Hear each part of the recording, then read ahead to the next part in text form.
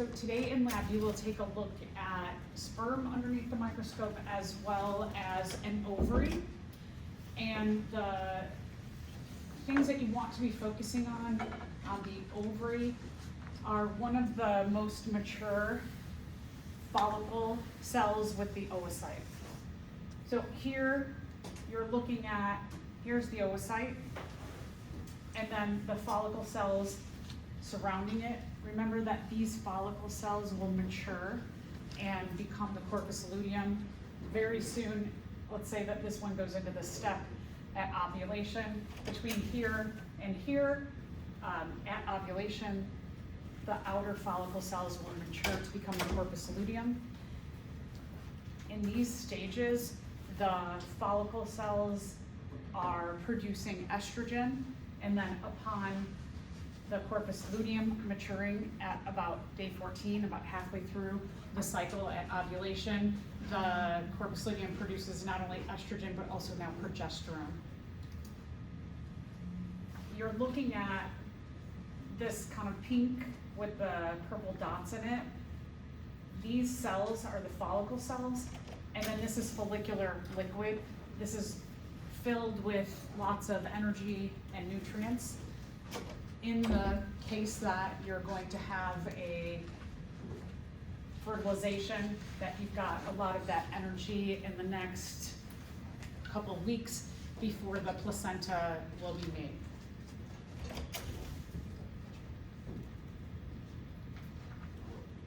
So, thinking about the ovarian cycle and menstrual cycle, menstruation occurs due to a decrease in FH and LH.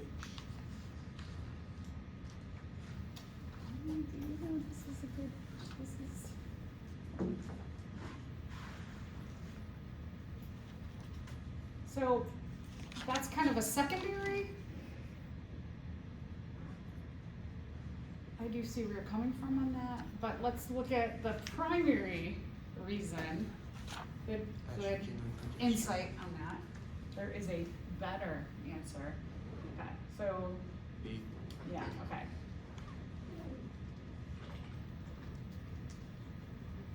But I'll have to think about that, like if I, put that on something kind of more secondary, then this would be the primary, and then that would be a secondary. This is a crazy graph. This chart shows you, it stacks up in terms of time, what is happening. I always start talking about the ovarian and menstrual cycles here at what is called on this chart day 7, that after menstruation occurs. A lot of times when females go into, or probably almost every time, a female who has gone through puberty, the doctor will say, when was the first day of your last period? And so then they're calling that day 0. So on here, you have menstruation occurring. Simultaneously, what has happened is your estrogen and progesterone levels are low, because when you go all the way down here to the end of the cycle, when you have ovulation happens, soon after, in the next few days after ovulation, if there is no fertilization, the corpus luteum starts to degrade. And the degradation of the corpus luteum causes falls in estrogen and progesterone, which then causes falls in FSH and LH and GnRH. Estrogen and progesterone are high when the follicle cells have matured into corpus luteum. So you can see those levels are highest there. There's also a high surge in the beginning when you go through that first feedback loop, the production. So after these levels have fallen, after menstruation has occurred, there is, and the breakdown of the corpus luteum, you can see progesterone has fallen, causes estrogen and progesterone levels falling, cause the uterus to contract and push this out. Because these are low, GnRH starts to slowly get produced again, and so it's high at the beginning, what I would call like the beginning of the cycle. GnRH being high from the hypothalamus will stimulate the pituitary to produce LH and FSH, so you can see them high here, which stimulates ovulation, which stimulates high amounts of estrogen. So this is your first positive feedback loop here. And then with the corpus luteum, you get the production of progesterone and estrogen. Levels are high until it degrades. You see that spike in these at about the 3rd week. So it's kind of interesting, you're really looking at this chart, you're seeing what's happening simultaneously straight down. And if you look essentially week by week, you can see what is going on with all of these different things within the system. It's complicated, but if you just kind of know the order in which I went through, if you remember the loops, you go through that first feedback loop and then the second feedback loop, then this all will make a lot of sense. If for some reason I put this on an exam, you just need to read straight up and down. And again, make sure that you know the cycle, the cycles, the feedback loops, so that this is, I mean, it's pretty easy to understand if you just are looking at it, but knowing those cycles will also help. Okay, so let's say that here, your corpus luteum is all beefed up. It's producing estrogen and progesterone, which is causing the endometrium to build up.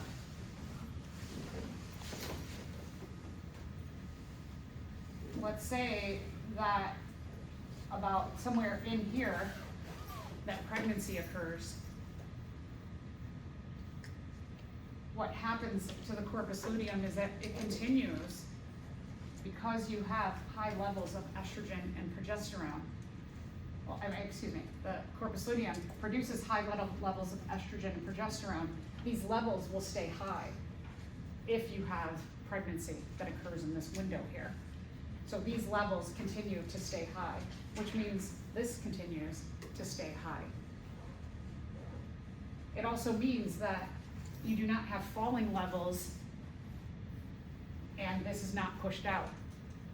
So the pregnancy will keep this going and these will stay high. One of the issues, 1 in 5 pregnancies results in miscarriage. It's super duper common, could be for so many reasons. Oftentimes we might think that it might be due to division of the chromosomes, and that you might get too many chromosomes in the egg or in the sperm, but it could be stress related, that your hormone cycles are off. It could be for just so many variety reasons of things, that 1 in 5, that's a 20% chance. That's pretty common. It's not something that is talked about. So, fact of pregnancy, that the embryo prevents the corpus luteum from breaking down. The fertilization keeps the corpus luteum up, keeps progesterone and estrogen levels. Oh yeah, okay, so I didn't give it away. But let's think back, I talked about this when we talked about pregnancy tests. What hormone does the blastula initially release? I gave you kind of a hint by what I just said, that those weren't the answer. Which one is the answer? GnRH. Not GnRH. Which one? Yeah, good. So CG is the correct answer. Chorionic gonadotropin or human chorionic gonadotropin. But all of these are from the body of the mother, this is produced by every time. So when you get that first cell, the zygote or the embryo, and it divides, the 2 new cells start to produce CG, and then when those 2 divide, more CG is produced by the 4 cells, and then 8 cells, more CG is produced. And so the levels of CG go up as the number of cells and cell division of that original embryo starts, the original zygote starts to cleave or divide.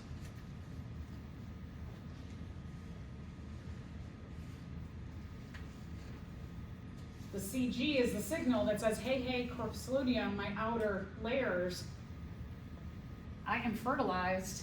I am a fertilized oocyte. So don't break down, don't disintegrate.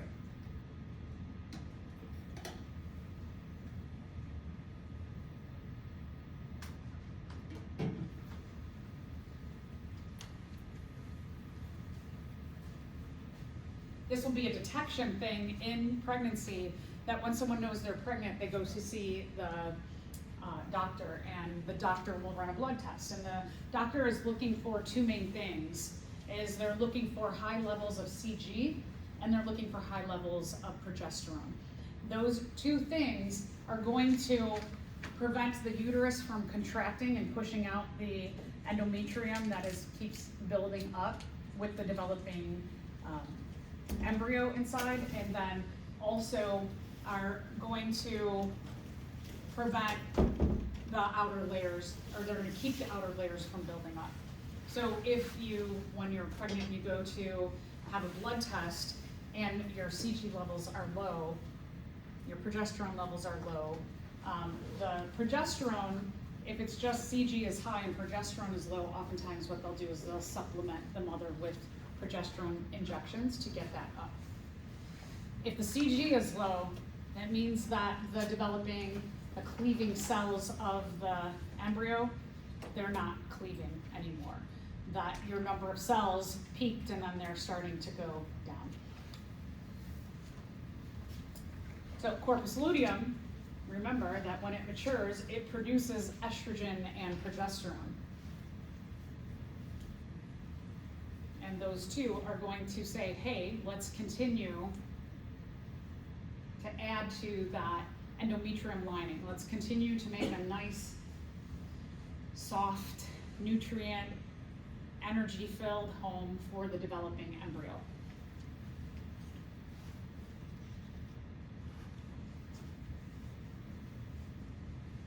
And then we'll get to, when we talk about development, we'll take a look at the developmental stages that continue to happen. So now let's take a little shift and talk about sperm. Sperm are produced in the male gonad, the testes. All the other structures are accessories to help get the sperm to the egg, the oocyte.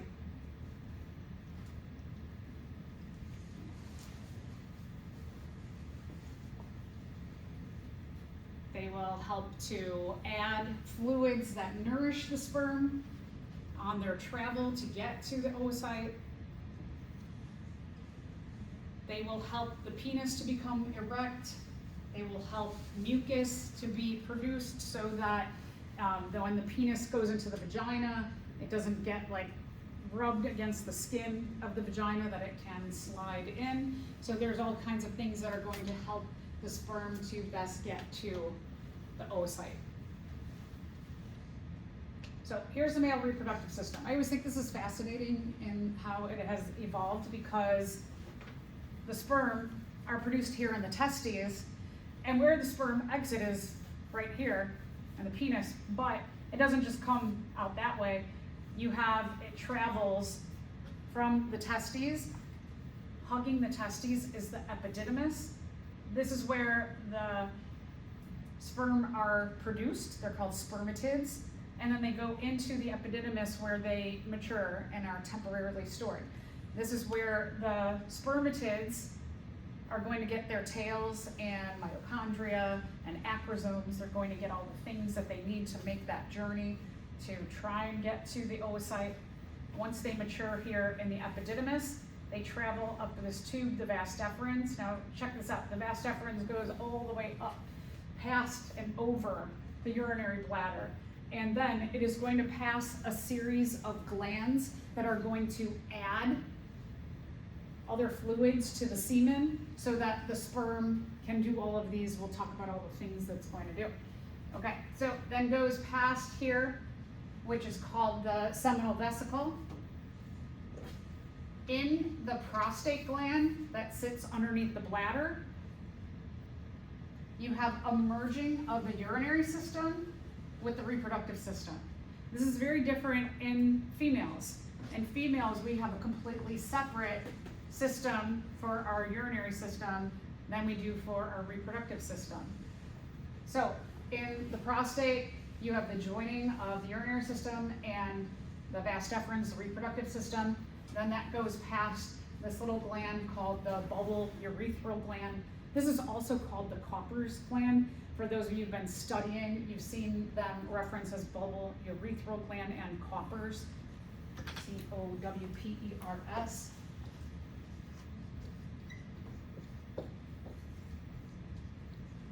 So you'll see these two references.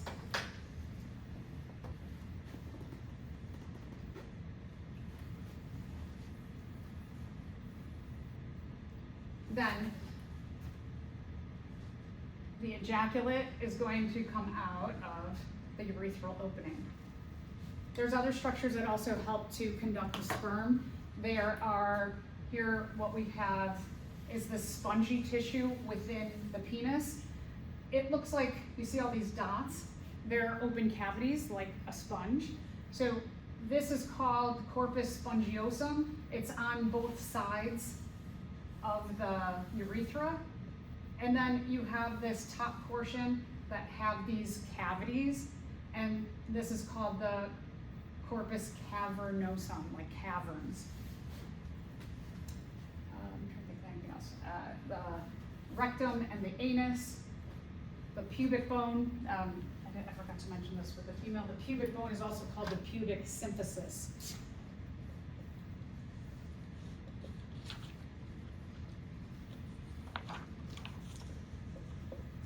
Pubic bone or pubic symphysis.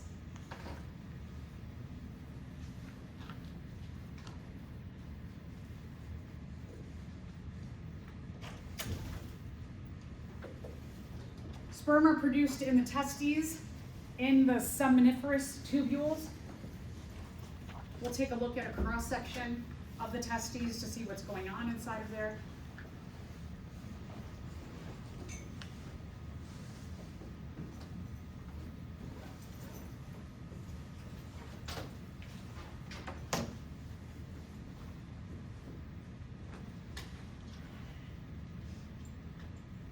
Inside of the tubules are what we call spermatogonia cells. And this is where spermatogenesis takes place. That's meiosis to make the sperm.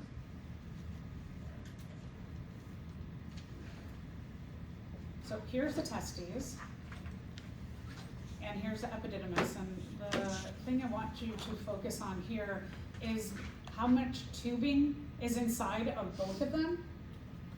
This happens a lot within our cells that, like for example, inside of the mitochondria, the inner membrane of the mitochondria, it's all very similar to that, where it's all folded up inside of there. And our body does this. So many cellular tissue organ structures have a lot of this like long tubing or folding or lots of sacs so that you can make more surface area in small regions of space.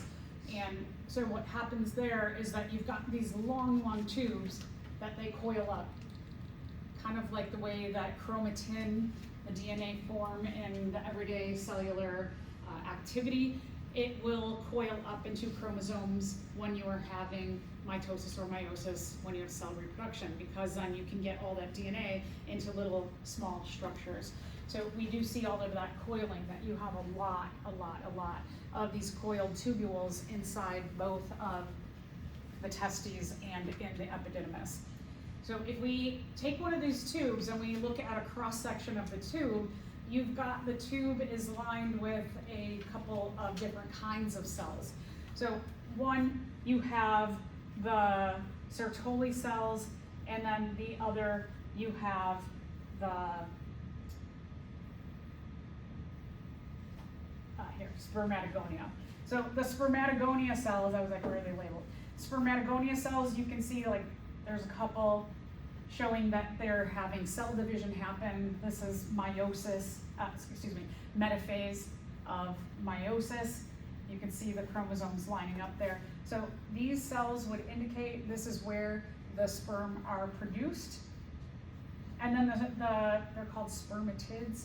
They go into this tube, the hollow part of the tube, and then they travel to the epididymis here. In the process of meiosis is very different from the process of meiosis in the formation of the oocyte. The process of spermatogenesis has kind of like what we typically look at when we're talking about meiosis, that you have a parent cell, the DNA replicates, you have one round of meiosis that produces two N times 2 daughter cells. We call these the secondary spermatocytes. And then you have a complete meiosis 2, you get 4 daughter cells, and then these are called the spermatids. And when they get into the epididymis, they get like their midpiece and their tail, and they'll get some acrosomes on their head to produce the sperm.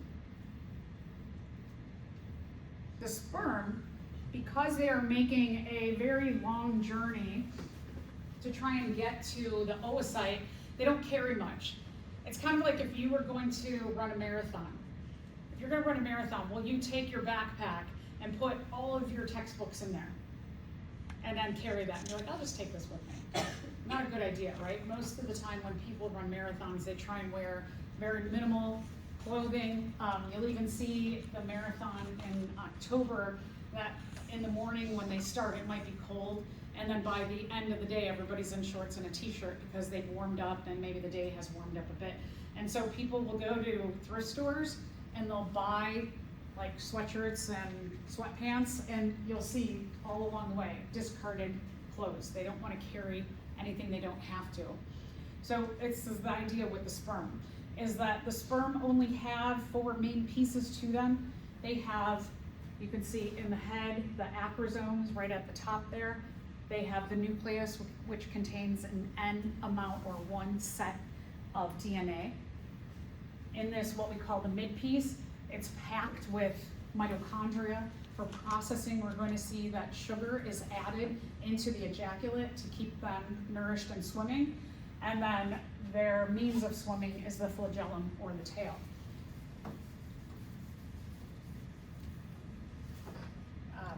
If you've ever seen, I know some of you from 111 have seen the sperm underneath the microscope. You'll look at them again today, and they look, I mean, under the microscope like that. You probably can't even see what I put on the board. That's blown up 430 times. That when you looked under the microscope and you saw the sperm and they were really, really tiny, that was blown up 430 times. So shrink this down 430 times. You can't even see that. They are so incredibly tiny.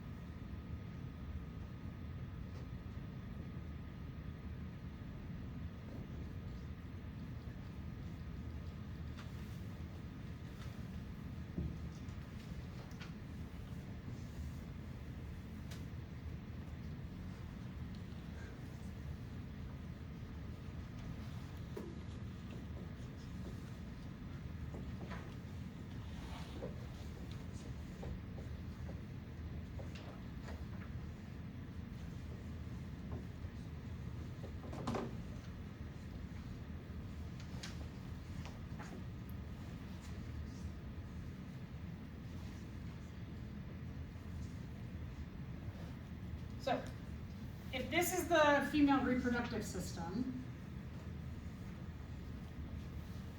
and this is the uterus, remember that the muscular part of the uterus is called the myometrium, the lining of the uterus is called the endometrium, leads to the vagina, cervix. The cervix is the bottom of the uterus that has a hole in it. The ovary, fallopian tubes, ovarian tubes, oviduct, one on each side. So the sperm, let's say that this is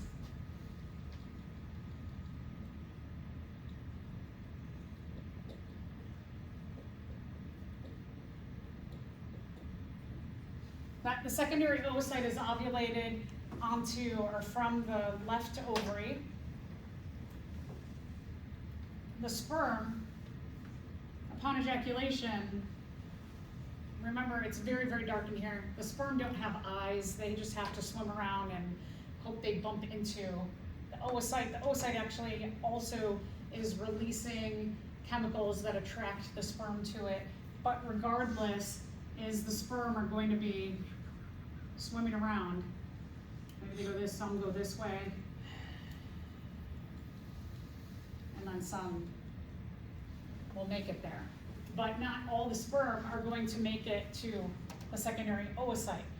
If you are something, remember again, the sperm, how tiny they are when you saw them blown up 430 times, or you will see today if you haven't before, that they are so tiny, and all of this swimming is like running a marathon for them. So they don't carry much at all with them. Conduction of the sperm. The sperm come from the seminiferous tubules of the testes and go into the epididymis.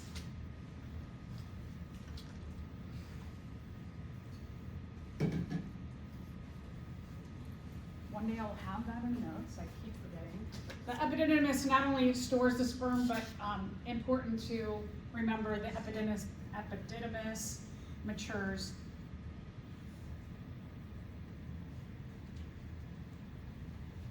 Just please make note that the epididymis not only stores the sperm, but it matures the sperm.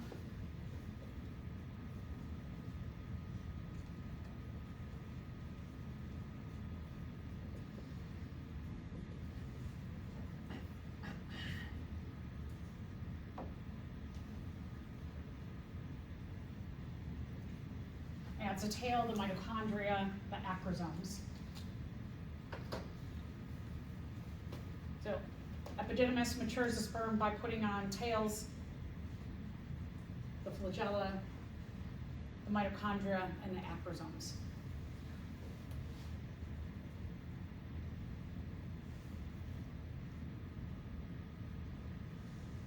The testes and the epididymis are in the scrotum. The scrotum is the skin around the testes. The epididymis leads past the epididymis leads to the vas deferens, which is the tube that goes up and around past the urinary bladder.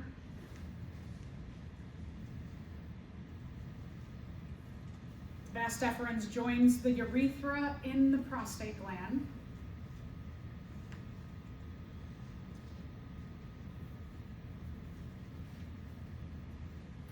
Also make note, the vas deferens is going to join the urethra in the prostate gland.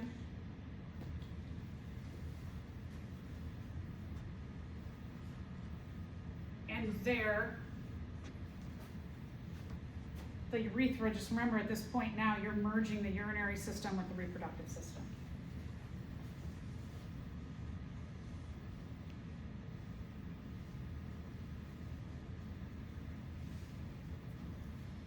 From the testes and the seminiferous tubules, the epididymis, the vas deferens,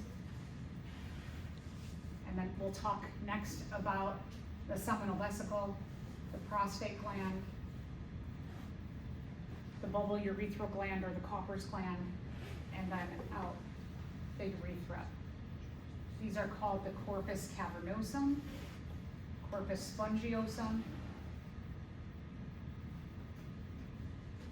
rectum, the anus, the urinary bladder, the pubic symphysis. So these glands here, we're going to talk about the seminal vesicle, the prostate, and the bulbourethral gland, and what they add to the sperm to create ejaculate. So from these three glands, we get all kinds of stuff that are going to help the sperm do their marathon.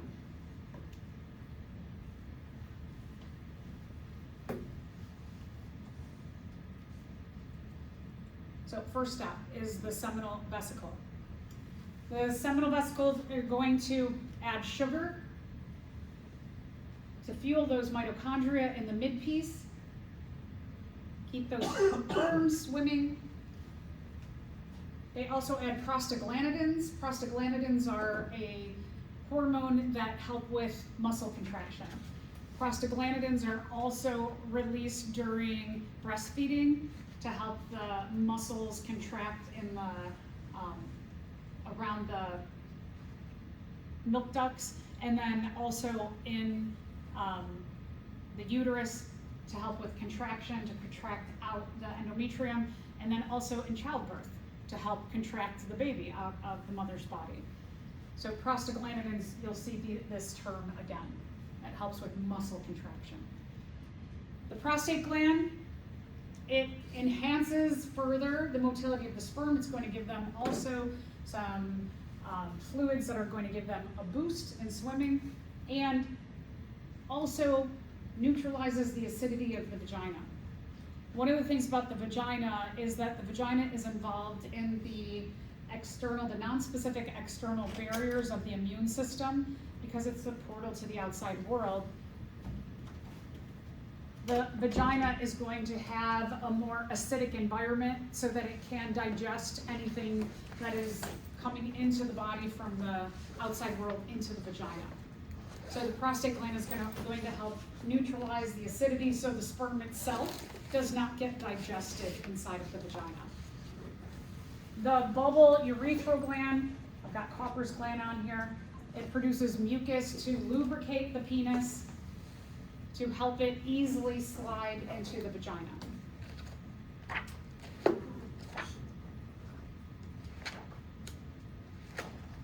If someone has a vasectomy, all of these things are still produced, which means that there is support for sex. But the only thing that will be missing with a vasectomy will be the sperm. So a lot of misconception out there that if someone has a vasectomy, it's going to affect their sexual function. It has no effect on sexual function, with the exception of it doesn't contain any sperm. The control of how much sperm is made in a male is a negative feedback system.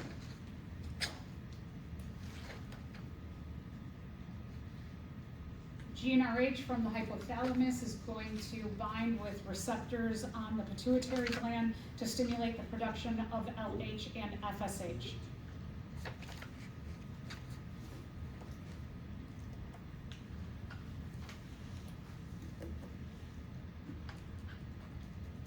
LH is going to stimulate the production of testosterone.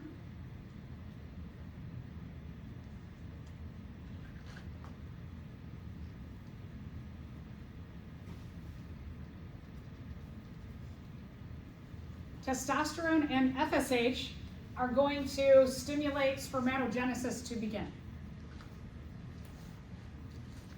FSH is follicle stimulating hormone, so when we're talking about follicles, we're talking about the cells that get added to the nucleus of both the oocyte and the sperm.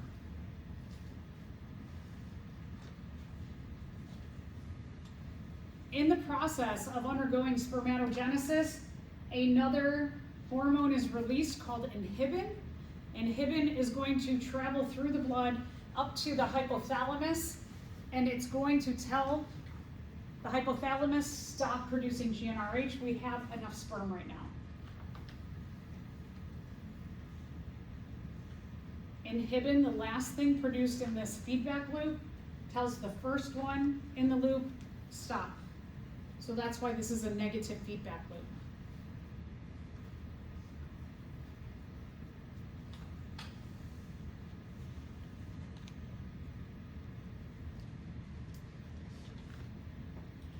So this is, because males don't go through a menopause like females do, this system can go their whole lifetime. It does seem to slow down for most males.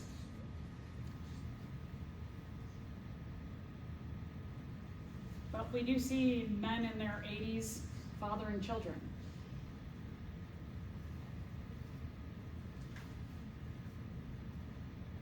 So without having something like a menopause, this can maintain production of sperm, hypothetically, the whole life of a male.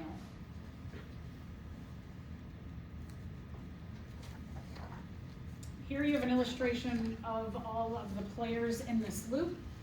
The hypothalamus produces GnRH, which binds to receptors on the pituitary gland to produce LH and FSH. LH is going to have the interstitial cells produce testosterone. FSH is going to stimulate the Sertoli cells to add on follicle cells to the spermatids, or to make the spermatids, and testosterone as well. Testosterone and FSH stimulate this production of the sperm, and in the process of spermatogenesis, inhibin is produced, which travels through the blood, goes back to receptors on the hypothalamus, which say stop the production of GnRH. So it stops that loop. So this is a negative feedback loop because the last one in the chain tells the first one to stop. What would happen to a male? What would happen to male hormone levels if a man's hypothalamus were to continuously produce GnRH? Right, so if you have the continuous production of GnRH, would LH and FSH levels maintain high? Yeah, so GnRH is going to stimulate the pituitary gland to produce these. Would testosterone levels continue to be high? Yeah, because we're going to have these, they're going to stimulate that. Would LH and FSH levels be low? No, we just said that's not true, so that one's not right. Would testosterone levels be low? No. Would LH, FSH, and testosterone levels be high? Okay, so what's the best answer? Okay, so E is the best answer. So, you know, this is one of those situations where don't read the first one and go, got the answer. This one is true. Read on. Remember to read on. I don't put questions like this in my exams and things like that to trick you. I do this to train you because it is inevitable in exams, GRE, the DAT, the MCAT, any other exams you might sit for in your professional routes, that they like to do questions like this. So remember, read on. All right, copulation is called intercourse. In humans, it is internal fertilization. Remember the coral from last time, that the coral do their fertilization externally. And so they release mass amounts of sperm and egg and hope that the sperm of their species and the egg of their species get together. Internal fertilization brings the sperm and egg really, really close together. Even you get so close that the male reproductive system enters the female reproductive system. You have a lot of insurance here that the sperm are going to have a good chance of getting to the oocyte.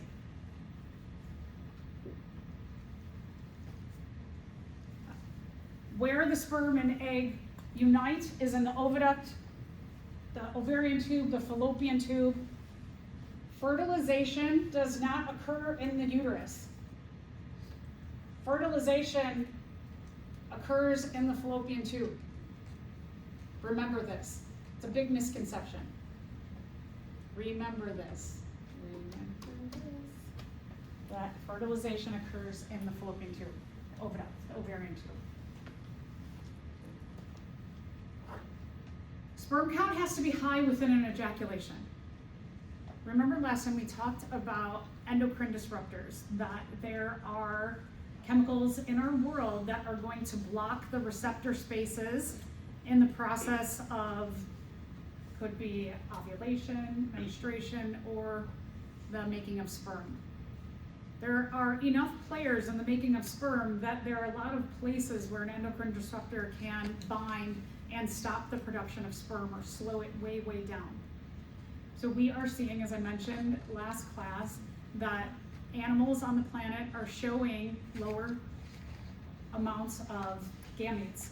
And when we're talking about the male reproductive system, you're talking about that equating to low sperm counts. Now, it's not just that you have to get one sperm to the oocyte.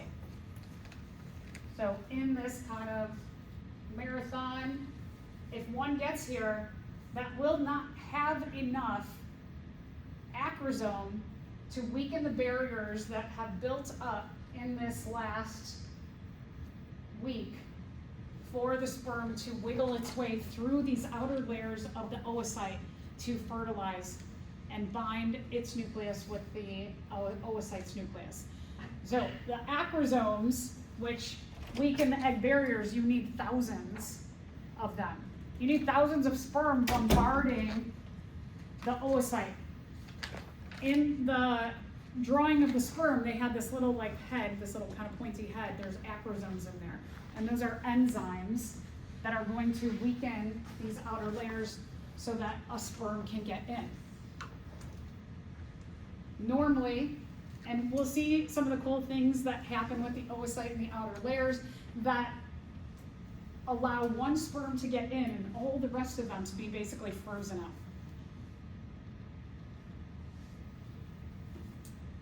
The outermost layer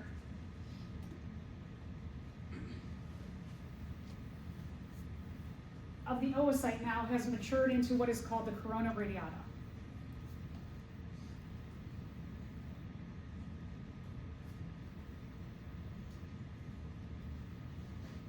So the corpus luteum has layers to its layers.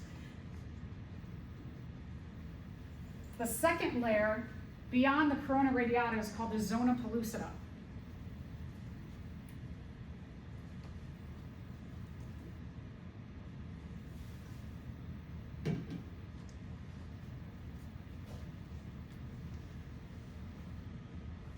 Now here's just one part of the oocyte. So here's the cytoplasm of the oocyte.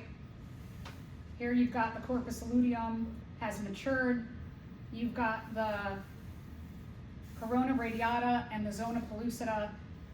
All of these sperm. Now imagine this times, maybe 30 that you've got, and there's going to be also a lot more sperm, a lot more than that you're going to have, let's say, a few hundred sperm bombarding here, as well as all the other cross sections of the egg. And what they're doing, as you can see, once they bump into these outer layers, that the acrosomes kind of explode out of their heads and begin to weaken these layers. Then the sperm has to physically wiggle its way through these thick jelly-like layers, kind of like a gummy bear, that if you're a sperm, you have to like wiggle your way in through a gummy bear. And once the first sperm gets into the cytoplasm of the oocyte, these two layers change to solid. They completely solidify.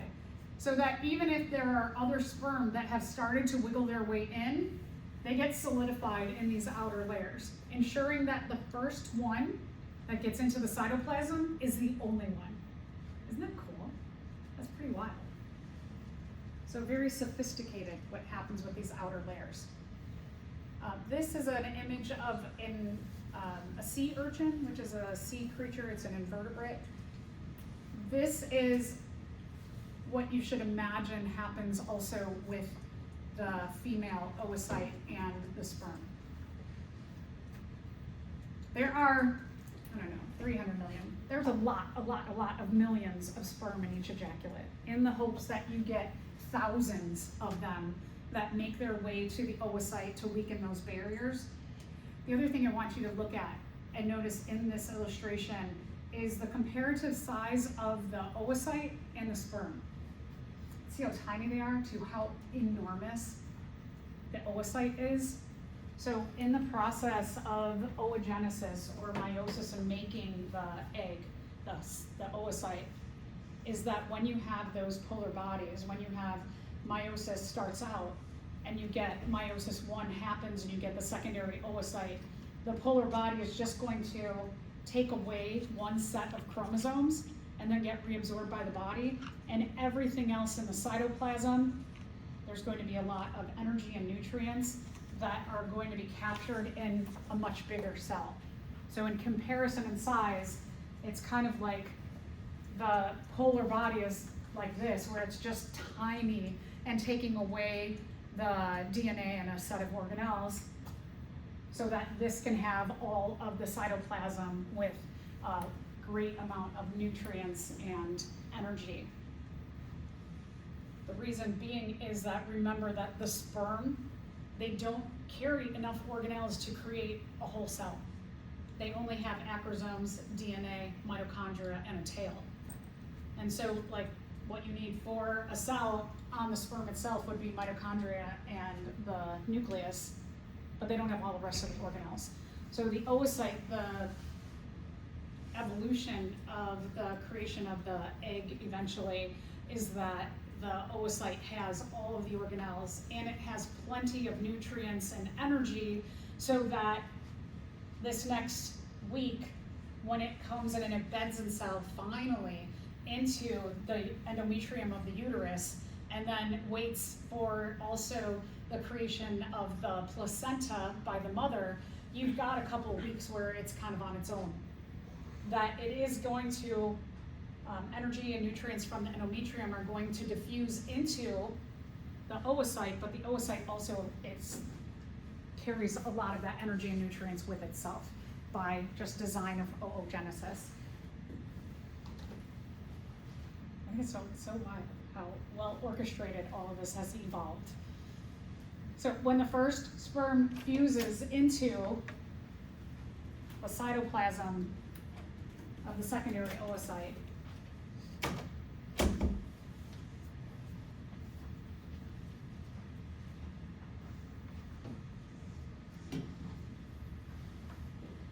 I also want to mention that when that first sperm gets into the cytoplasm of the oocyte, it stimulates the secondary oocyte. So you've got this big amount, right? You've got this bigger cell, and in there you've got the nucleus. When the sperm gets into the cytoplasm, it stimulates the nucleus, which is N times 2 nucleus. It is not just a N, like the sperm is an N at this point. It stimulates this N times 2 to undergo meiosis 2. So meiosis 2 happens, it kicks out a polar body, gets rid of a set of organelles and the DNA, and then you have an N when the sperm comes, and then it fuses with the N and the N. So you also have this other, the secondary oocyte only becomes a true egg upon the sperm wiggling its way into the cytoplasm. So that's another thing that's just kind of wild. Most oocytes do not undergo meiosis 2. Meiosis 2 is only stimulated by fertilization.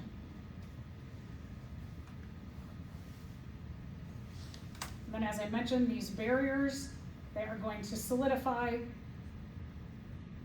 protects the oocyte from only having an N amount of DNA, so that N from sperm and N from egg can make a 2N cell.